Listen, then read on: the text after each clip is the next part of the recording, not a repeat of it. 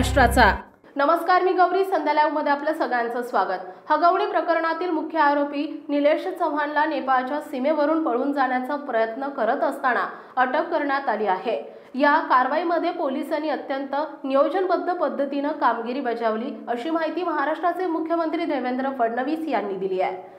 खजिन्याची शोध यात्रा या पुस्तकाच्या प्रकाशन समारंभानंतर पत्रकारांशी बोलताना मुख्यमंत्री देवेंद्र फडणवीस म्हणाले, या प्रकरणातील कोणताही दोषी कायद्याच्या पंजातून सुटणार नाही। सर्वांवर कठोर कारवाई होईल। तपास अतिशय सखोल आणि निष्पक्ष रीतीने होत आहे आणि यावर कोणत्याही प्रकारचा राजकीय किंवा सामाजिक दबाव मानला जाणार नाही।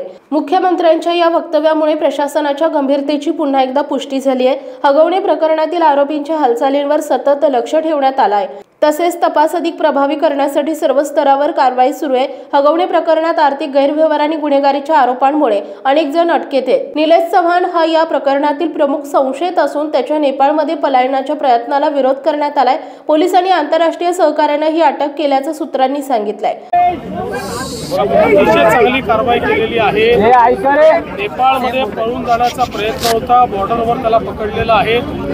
योग्य प्रकारचे इंटेलिजन्स प्राप्त करून आणि हा सगळा ट्रॅप पोलिसांनी तयार केला, त्यामुळे आता त्यालाही ताब्यात घेण्यात आलेला आहे। मी पहिल्या दिवशी सांगितलं, या केसमध्ये जेवढे लोक आहेत कोणालाही सोडलं जाणार नाही। कुठल्याही प्रकारची हयगय याच्यात सहन केली जाणार नाही आणि अतिशय कडक अशा प्रकारची शिक्षा झालीच पाहिजे, हा प्रयत्न आमचा असणार।